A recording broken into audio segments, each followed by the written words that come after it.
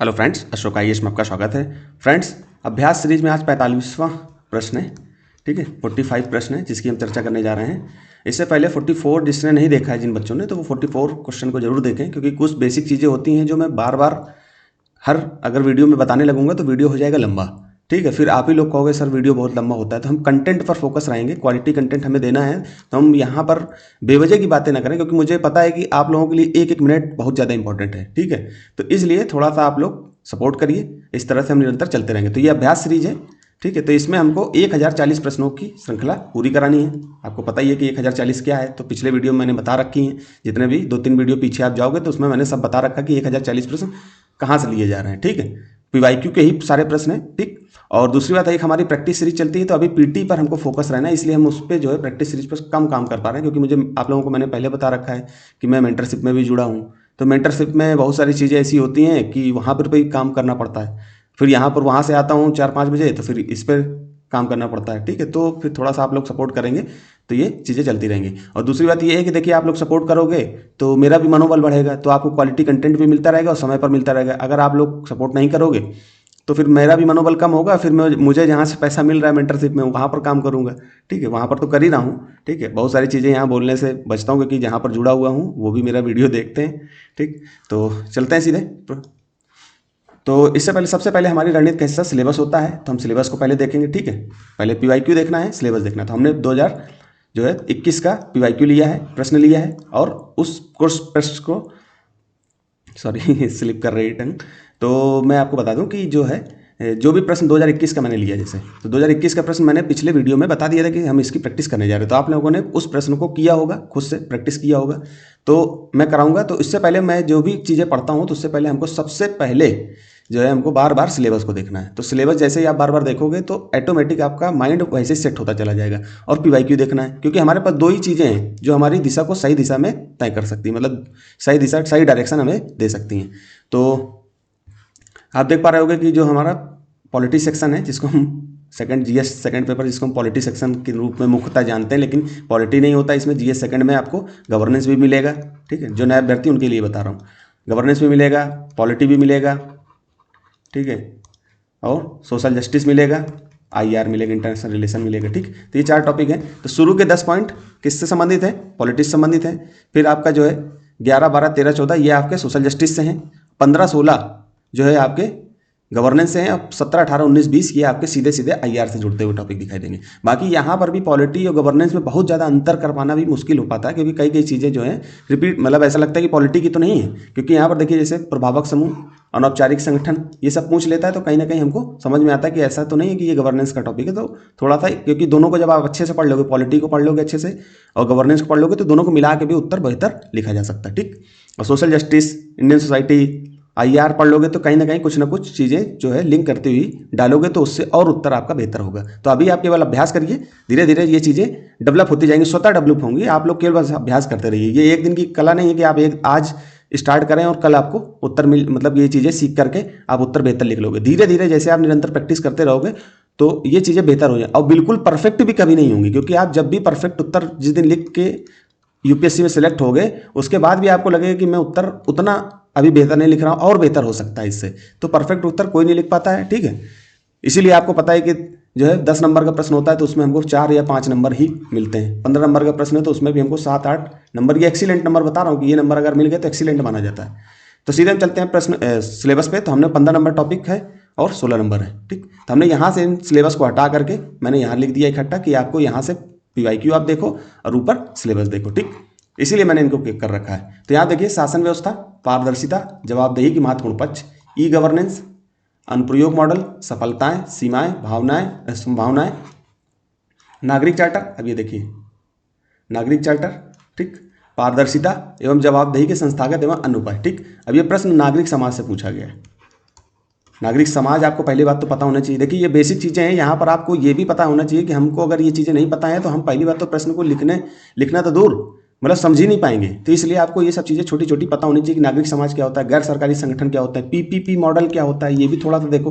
कई बार क्या होता है, कई लोग नागरिक समाज को पीपीपी मॉडल के रूप में भी समझ लेते हैं। तो इससे थोड़ा सा आपको देखना है। तो पहले मैं थोड़ा सा आपको इस प्रश्न को समझा दूं। पहले तो आपको पीपीपी बता दूं कि क्या होता है, पब्लिक प्राइवेट पार्टनरशिप। इससे कई लोग इसको जोड़ पा रहे होंगे कि पीपीपी से जोड़ देंगे क्या। तो पीपीपी में क्या होता है कि आपको पता है कि जैसे 1991 के बाद से हमारी जो अर्थव्यवस्था है थोड़ी सी बाजार की तरफ मूव की, ग्लोबलाइजेशन की तरफ मूव की और प्राइवेटाइजेशन की तरफ मूव की। हमने कुछ चीज़ों पर सरकार हर कार्य नहीं करेगी। अब सरकार क्या करेगी कि प्राइवेट सेक्टर को कुछ चीज़ें सौंपेगी कि कुछ आप करिए, कुछ हम करेंगे, तब जनता तक वो चीज़ें, कल्याणकारी चीज़ें आपको पहुंच पाएंगी। मान लो कि ये रोड है, ठीक, मान लो ये रोड है, ठीक है। अब ये रोड बनाना है तो सरकार क्या करेगी, सरकार के पास इतना फंड नहीं है, ठीक है। सरकार अगर उस फंड को रोड बनाने में खर्च कर देगी तो मान लो किसी कहीं पर गरीबी दूर करना है तो सरकार अगर गरीबी दूर करने के लिए यस किसी कई युवाओं को जॉब देने के लिए अगर सरकार काम कर रही है तो सरकार फिर उनको रोजगार और अन्य चीज़ें नहीं कर पाएगी। तो सरकार उन चीज़ों से बच रही है जो चीज़ें डायरेक्ट किसी और से कराई जा सकती हैं। तो पीपीपी मॉडल में उसने क्या किया कि इस रोड को कह दिया कि आप बेहतर से बेहतर बनाइए और इसमें जो है टोल से आप उस पैसे को क्या करिए, वसूलिए, और फिर बाद में जैसे टोल आपको जैसे मान लो आपने 500 करोड़ रुपए खर्च किए, अगर आपको उसमें कुछ इनकी जो है डीलिंग होती है सरकार की कि आप 500 करोड़ खर्च कर रहे हैं,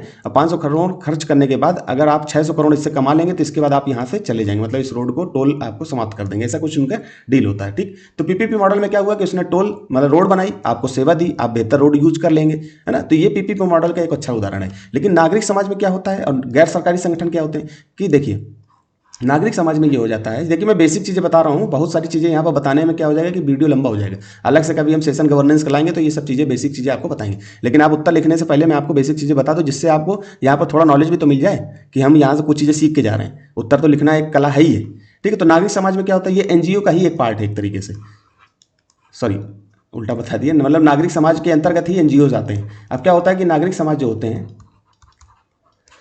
नागरिक समाज जो होते हैं इसके अंतर्गत ही एनजीओ आते हैं, गैर सरकारी संगठन। अब क्या होता है कि जैसे कि नागरिक समाज जमीन से जुड़े होते हैं, मतलब कि आपके ही आसपास के, मान लो कि एक गांव है, उन्हीं के आसपास से कोई व्यक्ति जो है नागरिक समाज या एनजीओ बनाए हुए है, ठीक। उसको पता है कि इस यहाँ पर जो स्कूल है, प्राथमिक विद्यालय बहुत अच्छा नहीं है, यहाँ पर स्वास्थ्य सुविधाएं बहुत अच्छी नहीं है, तो वो क्या करते हैं कि सरकार यहाँ तक नहीं पहुँच पा रही है, सरकार ऐसा काम नहीं कर पा रही, तो ये क्या करते हैं, जनता को उनको बेहतर सुविधाएं प्रदान कराने के लिए क्या करते हैं कि ये काम करते हैं। तो जब ये काम करते हैं तो स्वास्थ्य सेवाओं को बेहतर करेंगे, शिक्षा को बेहतर करेंगे, लेकिन इनमें कुछ चुनौतियां भी होती हैं। यहाँ पर वही चीज़ पूछी कि वैकल्पिक प्रतिमान की चुनौतियों की विवेचना कीजिए। चुनौतियां क्या होती है कि इनके पास फंड नहीं होता है, कभी कभी क्या होता है कि ये रजिस्टर्ड तो होते हैं कि सेवा करने के लिए, और फिर ये किसी और गतिविधियों में संलग्न हो जाते हैं, ये राजनीतिक क्षेत्र में किसी पर राजनीतिक दल की तरफ झुकाव हो जाता है, तो इनका जो मेन उद्देश्य होता है वहां से ये भटक जाता है। तो इनकी यही चुनौतियां, ठीक है। बाकी हम प्रश्नों पर चर्चा करेंगे। तो यही चीज़ आपको बता रहा हूँ कि नागरिक समाज एनजीओ का एक ही आप मान के चलिए अभी, उसमें ये पूछ रहा है नागरिक समाज और गैर सरकारी संगठन आम नागरिक को लाभ प्रदान करने के लिए लोक सेवा प्रदाय की, लोक सेवा वही जो मतलब कि जो सेवाएं होती हैं उनको डिलीवरी, बेहतर डिलीवरी का वैकल्पिक प्रतिमान प्रस्तुत कर सकती है। मान लो सरकार जो चीज़, मान लो सरकार यहाँ पर स्कूल, मान लो गांव है, सरकार यहाँ पर स्कूल बना सकती थी, लेकिन सरकार के पास हो सकता है कई सारी चीज़ों का अभाव हो, सरकार यहाँ तक नहीं पहुँच पा रही हो, तो नागरिक समाज ही इन सब चीज़ों का प्रदान कर दे। लेकिन क्या ये सरकार की सेवाओं का विकल्प बन सकता है क्या? प्रश्न समझना ही अपने आप में बहुत बड़ा विकल्प है, मतलब बहुत ज़्यादा चैलेंजिंग है। आप इसको प्रश्न को ही अच्छे से समझो। मैं प्रश्न इसीलिए 2 मिनट 3 मिनट 4 मिनट इसमें लगा के प्रश्न आपको समझा रहा हूँ। तो प्रश्न को पहले समझिए, फिर उत्तर लिखिए, फिर इसमें वैकल्पिक प्रतिमान प्रस्तुत कर सकता है, प्रश्न यहीं पर पूछा है, ठीक है। ये एक एक चीज़ों को बिल्कुल ध्यान रखिए। यूपीएससी अगर इन सब चीज़ों प्रश्न मार्क लगा रहा है तो इसका मतलब क्या चाह रहा है, आपसे पूछना चाह रहा है। फिर इसके बाद इसको 2 खंड में बांटना पड़ेगा। 250 शब्द का प्रश्न है, जब भी 250 प्रश्न का शब्द होगा तो उसमें बहुत ज़्यादा आपसे चुनौतियां भी पूछ लेगा, समाधान भी पूछ लेगा। जब 150 शब्द का प्रश्न होता है तो वो नॉर्मल पूछता है, प्रकाश डालिए, विवेचना कीजिए, है ना। तो आपसे ज़्यादा अपेक्षा नहीं करता। लेकिन 250 का हो जाता है तो उस पर आपका गैप भी मिल जाता है, काफ़ी समय भी मिल जाता है थोड़ा, तो आप उसको जो है आराम से लिख सकते हो। इसलिए वो वहाँ पर कुछ अन्य चीज़ें भी डाल देता है कि आप इसकी चुनौतियां बताइए, इसके समाधान बताइए, है ना, इस तरह से। तो आप यहाँ तक समझ गए होंगे। तो आपको 3 पेज मिलते हैं इसमें, 250 शब्द का प्रश्न करने के लिए 3 पेज मिलते हैं और 150 शब्द प्रश्न करने के लिए 2 पेज मिलते हैं। तो आपको 3 पेज में ये आंसर पूरा करना है। मेरी कॉपी थोड़ी सी छोटी है क्योंकि उसमें जो मार्जिन है, जैसे मेरी एक कॉपी है, इसमें जो मार्जिन है ये बड़ा कर रखा है उन्होंने, जहाँ से मैंने ली थी। तो वो कॉपी क्या है कि यहाँ पर मार्जिन ये बड़ा है तो ये बीच का स्पेस कम होता है, तो इसलिए मैं इसको 3 पेज का आंसर लिखूंगा तो वो 4 पेज में हो जाता है, ठीक है। तो आप लोगों को बड़ा भी लगता होगा कि सर ने इतना बड़ा कैसे लिख दिया। मैं जैसे 250 का प्रश्न पूछा तो लगभग मैं 250 से 270 300 तक से ज़्यादा नहीं बढ़ता हूँ, इसलिए क्योंकि आपको इन्फॉर्मेशन भी थोड़ी देनी है। क्योंकि आप जब 300 का दूंगा तब आप जो है 200 150 का लिख पाओगे, है ना। तो इसलिए आपको सीधे चलना है प्रश्न पे। तो मैंने देखिए यहाँ पर फ्रेमिंग कर रखी है। तो जो बच्चे अब देखिए फ्रेमिंग देख के भी आप एग्जाम टाइम में इसकी फ्रेमिंग, मेरी फ्रेमिंग केवल मैं पीडीएफ आपको प्रोवाइड करा दूंगा, आप मेरी फ्रेमिंग देख करके भी जा सकते हो। अब यूपीएससी 2026 का जब आप एग्जाम दोगे तो मेरी फ्रेमिंग देखिए, एग्जाम दीजिए। 2027 में देखोगे तो आपको पीवाईक्यू तो देखने ही देखने हैं, तो पीवाईक्यू के साथ में आपको बढ़िया फॉर्मेट में फ्रेमिंग और उत्तर लिख के दे रहा हूँ, और उत्तर भी नीचे लगा होगा, मतलब कि ऊपर फ्रेमिंग होगी, मान लो यहाँ तक फ्रेमिंग है, इसके नीचे उत्तर भी लिखा है, तो आपको मान लो फ्रेमिंग देख के छोड़ दो। अगर किसी को लग रहा है कि नहीं सर यहाँ पर थोड़ा सा कमी समझ में आ रही, तो उसने उत्तर भी पढ़ लीजिए। तो आपको दो काम, एक पंथ दो काज हो गए। तो इस तरह से आप तैयारी करोगे तो आपको बहुत बेहतर जो है फायदा मिलेगा। मेरे हिसाब से मिल भी रहा होगा, कई बच्चे बता नहीं रहे हैं। तो आप लोगों को सपोर्ट होगा तो ये चीज़ें बहुत बेहतर हो जाएंगी, तो मेरा भी मनोबल बढ़ेगा। तो ये देखिए प्रश्न फिर से लिखा है, तो प्रश्न को मैं दोबारा नहीं पढ़ूंगा, आगे चलते हैं हम। अब इसमें भूमिका लिखनी है, तो आपको पहले से प्रभावी प्रदायकी मतलब इफेक्टिव डिलीवरी, इंग्लिश भी देख लिया करिए इनकी, इफेक्टिव डिलीवरी मतलब कि कोई भी सेवा आपको जनता तक पहुंचाना है तो कैसे होगा। तो प्रभावी प्रदायकी सुशासन का आधार स्तंभ, आप जानते ही हो कि सरकार अगर सेवाओं को, वस्तुओं को, जो चीज़ें सरकार देना चाहती है, जैसे पीडीएस सिस्टम है ना, ये सिस्टम के थ्रू आपको गेहूं अनाज वगैरह सरकार अगर अच्छे से प्रोवाइड कराएगी तो आपको भी लगे कि हाँ सरकार अच्छे से काम कर रही है, जिसका अर्थ सेवाओं को वांछित परिणाम, सही गुणवत्ता, न्यूनतम लागत पर लक्षित लाभार्थी तक पहुंचाना है। मतलब न्यूनतम लागत पर। आप देखते हो डीबीटी, डायरेक्ट बेनिफिट ट्रांसफर आजकल होता है, जैम है, ये सब चीज़ें शब्दावली याद रखो। इनके विषय में 2-2, 10-10, 20 शब्द लिखने की स्थिति भी बनाओ, तब जाकर के ये उत्तर, क्योंकि देखिए बूंद बूंद से घड़ा भरता है। आप अभी डीबीटी के बारे में जानोगे, जैम के बारे में जानोगे, बाद में मान लो कि इसी और ई नैम के बारे में जानोगे, ठीक है, ई नैम के बारे में जानोगे, और भी पारदर्शिता के बारे में जान रहे होगे, ठीक है, जवाबदेहिता के बारे में जान रहे होगे, उत्तरदायित्व के बारे में जान रहे होगे, शॉर्ट में लिख रहा हूँ, ठीक है। अब फिर इन्हीं शब्दों के बारे में जब 10-10, 20-20 शब्द आप जान रहे होगे तो इन्हीं शब्दों को मिला करके पूरा एक उत्तर बन जाएगा। मान लो 20-20 शब्द आपने जान लिए, आराम से 100 शब्द का, 150 शब्द का आंसर लिख सकते हैं इन्हीं को मिला करके। बस लिखने की कला आनी चाहिए, लिखने की कला धीरे धीरे डेवलप होती है। कई लोगों को मैं जानता हूँ उनके पास नॉलेज बहुत है लेकिन लिखना नहीं आता है, ठीक। तो फिर इसके बाद मुख्य भाग में आपको लिखना है, इसे सफल बनाने के लिए 5 आर। अब ये आर क्या है, अब इसके बारे में मैंने अलग से दे दिया कि ये आर को आपको याद रखना है कि 5 आर क्या है। कि पहले तो राइट रिसिपिएंट मतलब कि सही प्राप्तकर्ता, मैंने हिंदी में भी लिख दिया है। सही सेवा या उत्पाद तक पहुंचाना, सही समय राइट टाइम पर, सही मात्रा सही क्वांटिटी में पहुंचाना, सही प्रक्रिया राइट प्रोसेस को फॉलो करना। तो 5 आर याद कर लीजिए। किसी भी उत्तर में आपको गवर्नेंस में इस टाइप का क्वेश्चन पूछे, ये 5 आर वहां पर डाल दीजिए, ठीक। इस तरह से आपको लिखना है। फिर वैकल्पिक प्रतिमान, उसके क्वेश्चन में जो चीजें पूछी गई वही मैं लिख रहा हूँ। नवोन्मेष, स्थानीय जरूरतों के अनुसार कार्य करते हैं कौन, एनजीओज या सिविल सोसाइटी संगठन जो होते हैं, सीएसओ, एनजीओज, एक ही बात होती है लगभग, थोड़ा सा अंतर होता है, वो अंतर कभी मैं बताऊंगा, यहाँ पर आप इसको जोड़ करके लिख सकते हो, ठीक। स्कूल, स्वास्थ्य वगैरह, स्वास्थ्य सेक्टर, जैसे मैंने वही चीज़ बताई कि गांव में मान लो ये चीज़ें कमजोर हैं तो सरकार नहीं पहुंच पा रही है, तो इन चीज़ों पर ये नवोन्मेष, इनोवेशन करके, कुछ नयापन करके यहाँ पर सुविधाएं प्रोवाइड कर रहे हैं, वही सिविल सोसाइटी का काम होता है, ठीक। सिविल सोसाइटी एक तरीके से क्या होती है, एक छाता है, मान लो कि अम्ब्रेला है, ठीक है, ये ठीक है, ये अम्ब्रेला है, इसके नीचे एनजीओ आते हैं और भी अन्य संगठन आते हैं, ठीक है। कभी हम इसकी अलग से चर्चा करेंगे, तब इसके बारे में विस्तार से बताएंगे, अभी वीडियो लंबा हो जाएगा, ठीक। फिर उसके बाद प्रमुख चुनौतियां पूछी, तो हमने प्रमुख चुनौतियां डाल देनी है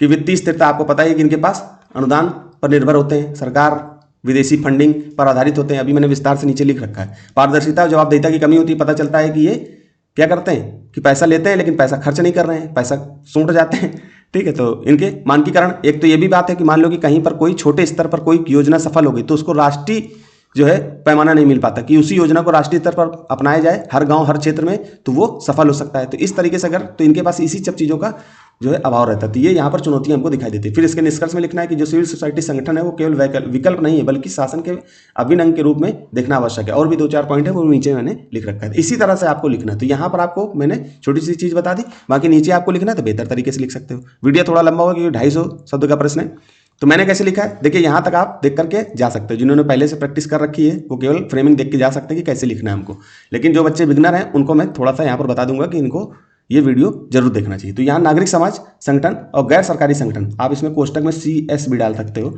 अगली बार आपको ये पूरा लिखने की जरूरत नहीं पड़ेगी, जहाँ जहाँ पर वहाँ पर 1-2 जगह आप CS या CSO डाल सकते हो, नागरिक समाज संगठन, ठीक है। यहाँ पर गैर सरकारी संगठन है तो यहाँ NGO डाल दीजिए, NGO, ठीक। जहाँ जहाँ पर फिर गैर सरकारी संगठन हर जगह लिखने की जरूरत नहीं पड़ेगी, इसलिए बीच बीच में ऐसा करना जरूरी हो जाता है, ठीक है। तभी नहीं तो अगली बार आप कुछ भी नहीं लिखोगे, सीधे NGO डाल दोगे तो हालांकि देखिए एग्जामिनर तो समझ ही जाएगा, लेकिन फिर एग्जामिनर आपके ऊपर ये सोचेगा कि आपने सीधे डाल दिया कुछ चीज़ें। तो ऊपर लिख, आप शॉर्ट फॉर्म में जब भी कभी कोई चीज़ लिखें तो उसको पहले एक बार पूरी तरह से बता दें, फिर उसके बाद आप इसको शॉर्ट फॉर्म में लिखें अगली बार, ठीक है। तो यहाँ पर मैंने जैसे लिखा है, यहाँ भूमिका, अब भूमिका आपको लग रही है कि बड़ी है, हालांकि 250 शब्दों का प्रश्न है तो हमें कम से कम इसमें 30 से 40 शब्द की भूमिका होनी चाहिए लगभग, ठीक है। तो हमको अब यहाँ पर क्या होता है, ये मार्जिन हमने कहा ना कि ये मार्जिन जो है ज़्यादा है, यहाँ पर स्पेस कम है, ये तो मैंने फैला रखा है आपको दिखाने के लिए, बड़ा कर रखा है, इसलिए आपको लग रहा हो कि जगह तो ज़्यादा लग रही है, ऐसा नहीं है, ये बहुत छोटी कॉपी है और अगली बार मैं जो है 2-3 दिन में भरने वाली है। अगर भर जाएगी तो इसके बाद हम उस कॉपी से इस्तेमाल करेंगे तो वो कॉपी फिट है। ठीक, तो नागरिक समाज संगठन और गैर सरकारी संगठन वे संस्थाएं जो सरकार, राज्य और बाजार मतलब निजी क्षेत्र के अलावा, आपको पीपीपी जो मॉडल है उनसे थोड़ा सा अलग है, मतलब कि सरकार और निजी क्षेत्र के अलावा कार्य करती है। समावेशी विकास, समावेशी विकास आपको मैंने पिछली वीडियो में बताया। समावेशी विकास और अंतिम मील तक, मतलब विकास के पायदाने में पीछे पर खड़ा हुआ व्यक्ति, मतलब जो पीछे खड़ा है, पीछे जो पिछड़ा हुआ व्यक्ति, वहां तक पहुंचना है तक। आपको पता है अंत्योदय योजना भी चल रही थी, बताइएगा अंत्योदय योजना क्या थी। तो प्रदायगी के लक्ष्यों को प्राप्त करने के लिए वे संगठन लोक सेवा प्रदायगी का एक पूरक एवं वैकल्पिक प्रतिमान प्रस्तुत करने की क्षमता रखते हैं। ठीक, फिर मैंने यहाँ रखा, फिर इसके बाद हम मुख्य भाग पे आ गए। इसमें हमने वैकल्पिक प्रतिमान का औचित्य। अब देखिए हेडिंग डाल करके आप कोई प्रश्न लिखोगे तो जो एग्जामिनर है उसको बेहतर लगेगा। अब आप लग रहे हो कि यहाँ पर हम डायग्राम वो चीज़ें नहीं डाल रहे हैं, देखिए बहुत सारी चीज़ें हर जगह नहीं डाल सकते हो। अगर मैं यही ज्योग्राफी का प्रश्न लिख रहा होता तो अब तक मैं इस पर बहुत सारे डायग्राम, मैप, चार्ट सब लगा देता, लेकिन अब मैं गवर्नेंस का प्रश्न लिख रहा हूँ तो मुझे हेडिंग और जो चीज़ें मुझे समझ में आएंगी, अब जहाँ पर मुझे लगे कि यहाँ पर मेरे पास समय कम है तो मैं वहाँ पर ग्राफ वगैरह में ये चीज़ें लिख के डायरेक्ट 1-2 उदाहरण डाल के लिख सकता हूँ। लेकिन आपको ज़्यादातर ये कोशिश करना है कि जो चीज़ आप लिख रहे हैं उसके बारे में हल्का सा बताएं। ये नहीं कि आप शॉर्ट नोट्स की तरह एनजीओ डाल दिया, एनजीओ फिर सीएसओ डाल दिया, बस हो गया। आपको समझ जाने कि इनकी कमियां क्या है। वित्तीय आपने डाल दिया कि वित्तीय जो है इनकी चुनौतियां में वित्तीय जो है पारदर्शिता की कमी दिखाई देती है। आपको समझ में आ जाएगा कि इन पे क्या होता है, भ्रष्टाचार के आरोप लगते रहते हैं। इस तरह से आपने डाल दिया तो फिर एग्जामिनर को समझ में आएगा कि शॉर्ट नोट्स लिख के मुझे दिया है या उत्तर लिख के दिया है। तो प्रस्तुतिकरण आपका बेहतर होना चाहिए। तो फिर यहाँ वैकल्पिक प्रतिमान का उचित क्या कि नागरिक समाज निम्नलिखित कारणों से सेवा प्रदायगी मतलब कि सर्विस डिलीवरी का एक प्रभावी वैकल्पिक, यहाँ पर देखिए छोटा पड़ जाता है तो यहाँ पर मुझे हाइफन दे करके कट करके बताना पड़ता है। ठीक है, वैकल्पिक प्रतिमान प्रस्तुत करते हैं। अब इसमें मैंने हेड ये नंबर डाल दिए, नंबरिंग ही डालना, ना कि स्टार, बिंदु, पॉइंट ये सब बनाना, ये सब कुछ नहीं करना। नंबरिंग डालिए सबसे बेहतर है। इस नंबरिंग के सब नंबरिंग देनी है, ये सब हेडिंग बनानी है तो वहां पर ABCD डाल दीजिए, ABCD। ठीक, या आ, बा, सा, इस तरह से आप डाल सकते हो हिंदी में लिख रहे हो तो। ठीक है, तो ये सब आपको करना पड़ेगा। यही सब चीज़ों से नंबर कट जाते हैं, इन सब चीज़ों को बहुत ध्यान रखना। प्रस्तुतिकरण आपकी जितनी बेहतर होगी, आप लिखो चाहे थोड़ा सा 19, लेकिन आपका प्रेजेंटेशन बेहतर है तो आपको नंबर बेहतर मिलेंगे। ठीक, तो लचीलापन एवं नवोन्मेष गैर सरकारी संगठन की कार्यप्रणाली कठोर नौकरशाही से मुक्त होती है। आपको पता है कि नौकरशाही में जो है, कठोर नौकरशाही में थोड़ी सी अलग होती है क्योंकि इनके पास लचीलापन होता है, इनके पास स्वतंत्रता ज़्यादा होती है। ठीक है, वे स्थानीय जरूरतों के अनुसार क्या होता है कि गांव के ही आसपास के लोग होते हैं, उनको आसपास की जगह का पता होता है। मान लो कि किसी जिले में चल रही तो उस जिले के बारे में पता होगा, अगल बगल के जिले के बारे में बेहतर ढंग से जान सकते हैं। हो सकता है सरकार को उसके बारे में बहुत अच्छे ढंग से ना पता हो। त्वरित निर्णय ले सकते हैं। जैसे प्रथम, आपको इसका एक उदाहरण भी डाल सकते हो। जैसे प्रथम नामक जो एनजीओ है, आपको पता होगा शिक्षा क्षेत्र का बहुत अच्छा काम कर रहा है, तो ये इसका भी एक उदाहरण डाल करके आप उदाहरण दे सकते हो। ठीक, और भी उदाहरण डाल सकते हो। मैंने यहाँ पर उदाहरण हो सकता है कम, 1-2 कम लिए, लेकिन आप मुझसे बेहतर अब कोई वर्तमान का कोई उदाहरण है, जैसे करंट अफेयर पढ़ रहे हो तो वहां से 1-2 उदाहरण उठा लो, बताऊंगा मैं। अभी क्या है कि अभी मैं शुरुआत किया हूं तो अभी आपको केवल सिखा रहा हूं। धीरे धीरे मैं आपको ये भी बताऊंगा कि कैसे आपको कहां से चीजें उठा के डालनी है, और ज्यादा इंफॉर्मेशन के पीछे मत भागना, नहीं तो फिर उत्तर नहीं लिख पाओगे आप। ठीक है, फिर सामुदायिक केंद्रित दृष्टिकोण। ये संगठन स्थानीय समुदाय से सीधा संपर्क में रहते हैं, जिससे वे लक्षित समूह, जहां जिनको लगता है कि हाँ इन क्षेत्रों तक, इन गरीब व्यक्तियों तक मुझे पहुंचना है, तो लक्षित समूह की वास्तविक जरूरतों के अनुरूप सेवाएं प्रदान कर पाते हैं, जो सरकारी योजनाओं में अक्सर छूट जाता है। आपको पता है कि आप रील्स वगैरह देखते हो और लड़के क्या करते हैं, बहुत सेवा करते हैं। कोई ग्रुप होता है, पता चला कि किसी क्षेत्र में गए, गरीब बस्ती में ही किताबें वितरित कर दिया। अब सरकार तो ये काम नहीं कर पा रही है, तो सरकार हर चीज़ नहीं कर पाएगी ना, कहीं कहीं पर सरकार नहीं कर पाएगी, तो सरकार की जगह हमको करना है। यही अच्छे देश को, अच्छे विकास में आप अगर अच्छे से पढ़ गए हो तो देश हित में, राष्ट्र हित में, यही सब तो हमें काम करना है। आप अच्छे से पढ़ गए, आपके पास ईश्वर ने कुछ पैसे दे दिए, तो कुछ पैसे आप समाज के अन्य वर्गों पर खर्च कीजिए, हमारे भाई लोग जो गरीब हैं उनको ऊपर लाइए, है ना। तो ये सब चीज़ें आपको ध्यान देनी पड़ेगी। सरकार के ऊपर आप भरोसे में रहोगे तो सरकार हर एक चीज़ नहीं कर देगी। ठीक है, और ना ही सरकार के ऊपर हमको इतना ज़्यादा निर्भर रहना है। सरकार की कुछ मूलभूत काम है तो सरकार को उस काम पर, सरकार को फोकस होना चाहिए। फिर चलते हैं। अब देखिए, कहीं पर जो सरकार की आलोचना आप कर सकते हो, उनकी नीतियों पे कर सकते हो, लेकिन व्यक्तिगत टिप्पणी करने से बचिएगा, क्योंकि आप सरकारी सेवा में जा रहे हैं, IAS अधिकारी बन रहे हैं, तो आप किसी एक व्यक्तिगत जो पॉलिटिशियन के प्रति या किसी एक व्यक्ति पर व्यक्तिगत टिप्पणी करने से बचिए। आप उनकी नीतियों की आलोचना कर सकते हो, ये हमारी स्वतंत्रता का जो है अभिव्यक्ति की स्वतंत्रता का जो है आधार है। ठीक, खैर छोड़िए, आगे चलते हैं। लागत प्रभाविता। अक्सर ये संगठन स्वयं सेवा और सीमित प्रशासनिक लागत के कारण सरकारी विभागों की तुलना में अधिक कम लागत पर समान सेवाएं दे पाते हैं, कम लागत पर दे पाते हैं। आपको भी सब चीज़ें पता ही हैं। अब इनके विषय में विस्तार से नहीं बताऊंगा कि अगर बताने लगूंगा तो फिर वीडियो लंबा होगा और यहाँ पर औचित्य भी नहीं बनता है। ठीक है, आप लोग अच्छे से पढ़ रहे होंगे तो आपको पता होगा कैसे इनको यूज करना। मैं तो यहाँ पर यूज करना आपको बता रहा हूँ। फिर क्या है, वैकल्पिक प्रतिमान की चुनौतियाँ, फिर चुनौतियाँ मैंने डाली। हालांकि यह प्रतिमान प्रभावी है, इफेक्टिव है, इसकी सफलता कई आंतरिक और बाहरी चुनौतियों से बाधित होती है। अब क्या होती है कि ये चुनौतियाँ कि वित्तीय अस्थिरता, एनजीओ मुक्ता, चंदे या दान या अनुदान भी लिख सकते हो। ठीक है, ये शब्द है। अनुदान आदि से चलते हैं जिससे विदेशी फंडिंग, एफसीआरए। अब इसके बारे में मुझे बताना है एफसीआरए क्या है। ठीक है, हर चीज़ में नहीं बताऊंगा। सरकारी अनुदान पर निर्भर रहते हैं, आपको पता ही है कि विदेशी फंडिंग हो गई। आप मान लो पर्यावरण सेक्टर में काम कर रहे हो, ठीक है, किसी जीव जंतु को बचाने के लिए काम कर रहे हो, तो हो सकता है कि आपको विदेशों से भी फंडिंग मिले। अब पता चलता है कि विदेशों से फंडिंग तो मिल रही है, आप वहां से तो पैसा ले रहे हो, अब पता चला कि आतंकवाद गतिविधियों में, नक्सली गतिविधियों में खर्च कर रहे हो, तो ये आपकी वहां पर पारदर्शिता, जवाबदेही में कमी दिखाई देती है, वित्तीय अस्थिरता का अभाव दिखाई देता है। ठीक, अब इनको यहाँ पर क्या है, वित्तीय अस्थिरता में इनको पैसा ठीक से नहीं मिल पाता है। ठीक, चुनौतियां हैं या अनिश्चित फंडिंग उन्हें बड़े पैमाने या दीर्घकालिक योजना लागू करने में रोकती है। ठीक, आपको पता है अनिश्चित, कभी मिल गई फंडिंग, कभी नहीं मिली, तो पैसे के लिए बहुत सारे एनजीओ जो है पैसे के अभाव में बंद हो जाते हैं, फंडिंग के अभाव में बंद हो जाते हैं। आपको ये सब ध्यान रखना है। ये सब रील पील देखते हो, पहली बात तो देखने बहुत कम देखिए मत, और देखते भी हो तो ये सब चीज़ों को इंप्लीमेंट करिए। लेकिन तभी इंप्लीमेंट कर पाओगे जब आप सिलेबस को अच्छे से देखे होगे। तब आपको कोई रील आ गई, कोई कहीं पर बोर्ड लगा हुआ है तो आप उसको पढ़ोगे, रोड पे चलते हुए कोई बोर्ड लगा हुआ है तो आप उसको देखोगे तो आप उसको सिलेबस से लिंक कर पाओगे। लेकिन जब आपने सिलेबस ही नहीं पढ़ा, पीवाईक्यू नहीं देखा, तो लिंक करने तो बहुत दूर, समझ ही नहीं पाओगे कि योजना का उद्देश्य क्या है। फिर जवाबदेही और पारदर्शिता, कुछ संगठनों के में आंतरिक शासन की कमी और वित्तीय पारदर्शिता का अभाव दिखाई देता है, अभाव दिखता है, जिससे उनकी विश्वसनीयता पर सवाल खड़े होते हैं। ये देखिए सब ये शब्दावलियों घुमा घुमा के लिखना बेहतर ढंग से। फिर मानकीकरण का पैमाना, वही मैंने बताया कि मान लो कोई एक क्षेत्र विशेष, किसी जिले विशेष में कोई योजना सफल होगी तो उसको राष्ट्रीय स्तर पर मानकीकरण होना चाहिए उसको वहां तक लागू करो। लेकिन क्या होता है कि पैसे का अभाव होता है, सरकार भी थोड़ा सा यहाँ पर ध्यान नहीं दे पाती है। ठीक, तो इस तरह से आपको करना है। तो अधिकांश एनजीओ छोटे स्तर पर कार्य करते हैं, पूरे देश में उनकी सफल पहलों को दोहराने या मानकीकरण करने में मुश्किलें आती हैं, जिससे राष्ट्रीय स्तर पर प्रभाव सीमित हो जाता है।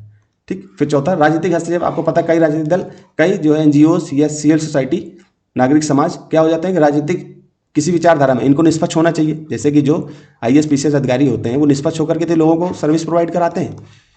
अब इनको एनजीओ भी अगर निष्पक्ष रहेंगे तो हर समाज पर पहुंच जाएंगे। अब हो सकता है कि ये किसी राजनीतिक दल के ऊपर हो गए तो ये राजनीतिक हित में काम करने लगते हैं, तो वही हस्तक्षेप या संकीर्ण फोकस हो जाता है। फिर इनका कभी कभी एनजीओ का झुकाव किसी राजनीतिक दल की ओर हो जाता है, जिससे उनकी निष्पक्षता पर प्रश्न लगते हैं। साथ ही वे केवल एक विशेष मुद्दे पर केंद्रित हो रहे मतलब रह जाते हैं या रहते हैं, जबकि लोक सेवा प्रदायकी एक बहुआयामी कार्य है, मतलब मल्टी डायमेंशनल वर्क है। ठीक, फिर नागरिक समाज और गैर सरकारी, यहाँ पर देखिए सरकारी लिखा हुआ है, ये मैंने यहाँ पर उठा करके यहाँ लिख दिया, यहाँ पर आप समझ जाना। ठीक, संगठन समावेशी सेवा प्रदायकी की दिशा में नागरिक समाज और गैर सरकारी संगठन, एनजीओ मतलब सिविल सोसाइटी संगठन और एनजीओ समावेशी, सबका विकास होना चाहिए। सामाजिक क्षेत्र में भी विकास होना चाहिए, आर्थिक क्षेत्र में भी होना चाहिए, गरीबी क्षेत्र में भी होना चाहिए, शिक्षा क्षेत्र में भी होना चाहिए, स्वास्थ्य के क्षेत्र में भी होना चाहिए। तो ठीक है, समावेशी विकास, समावेशी सेवा प्रदायकी, सबको सेवा प्रदायकी की दिशा में एक अहम और आवश्यक पूरक शक्ति है। उन्हें पूरी तरह सरकार का विकल्प मानने के बजाय सरकार को चाहिए कि वह उनकी लचीली कार्यशैली का उपयोग करे और वित्तीय व नियामक चुनौतियों को दूर करने के लिए एक सहयोगात्मक ढांचा विकसित करे। यहाँ से मैंने निष्कर्ष लिखा है, ध्यान नहीं दे पाया बताने के लिए थोड़ा। ठीक है, यहाँ निष्कर्ष की अब यहाँ तक मैंने पूरी बात लिख दी 4 पॉइंट में। ठीक है, एक चुनौतियाँ 4 पॉइंट में ले दी। ठीक, क्योंकि अलग से पूछ रहा था, पहले मैंने पूरी बात रखी, अब चुनौतियाँ अलग से पूछ रहा तो मैंने चुनौतियों के अलग 3-4 पॉइंट बना दिए। ठीक है, फिर मैंने यहाँ पर लिखा नागरिक समाज और गैर सरकारी संगठन समावेशी सेवा प्रदायकी की दिशा में एक अहम और आवश्यक पूरक शक्ति है। उन्हें पूरी तरह सरकार का विकल्प मानने के बजाय, मतलब उनको पूरी तरह सरकार का विकल्प नहीं मानना चाहिए। भाई वो तो सेवा दे रहे हैं और कोई पैसा तो ले नहीं रहे, फंडिंग मिलती है उनको इधर उधर से, तो आपको सेवा दे रहे हैं। लेकिन आप ये नहीं कि सरकार एनजीओ के भरोसे ही हो जाए। हमने निष्कर्ष में डाला ये चीज़। ठीक है, चाहिए कि वो उनकी लचीली कार्यशैली, मतलब कि जैसा वो काम करते हैं लचीली कार्यशैली, मतलब बिना दबाव के, बिना किसी उसके कार्यशैली का उपयोग करें और वित्तीय नियामक चुनौतियों को दूर करने के लिए एक सहयोगात्मक ढांचा विकसित करें। अब सरकार को थोड़ा सा इनको सहयोग करने के लिए इनको वित्तीय स्थिरता, वित्तीय पैसा वगैरह कहीं से प्रोवाइड कराने की कोशिश करें, जिससे ये और अच्छे से काम करें। तो हो सकता है कि सरकार का थोड़ा बहुत विकल्प बन सकते हैं, लेकिन पूर्णतः विकल्प बनने में अभी हमारे पास कमी दिखाई देती है। अब सीधे हम चलते हैं कल के प्रश्न के लिए। तो आप लोगों के लिए 2022 का प्रश्न, ठीक है, 2-3 दिन में आपका 25 तक के प्रश्न करा के खत्म कर दूंगा। तो डे 46 का है। अब आपको गति शक्ति योजना उस समय बड़ी चर्चा में चल रही थी, इसके बारे में पढ़ना। ये क्या है कि संयोजकता के लक्ष्य को प्राप्त करने के लिए सरकार और निजी क्षेत्रों के मध्य, देखिए यह क्या, निजी क्षेत्रों के मध्य सतर्क समन्वय की आवश्यकता है, विवेचना कीजिए। 1.5 शब्द में देखिए नॉर्मल पूछ लेता है, आपको पता है ना, विवेचना कीजिए। अगर 250 में होगा तो इसकी कुछ चुनौतियां लिख देगा, ये समाधान सुझाने के लिए बोल देगा।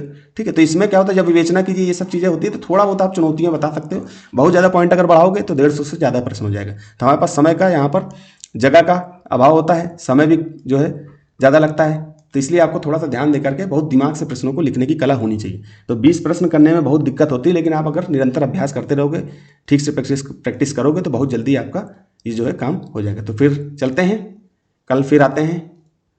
धन्यवाद।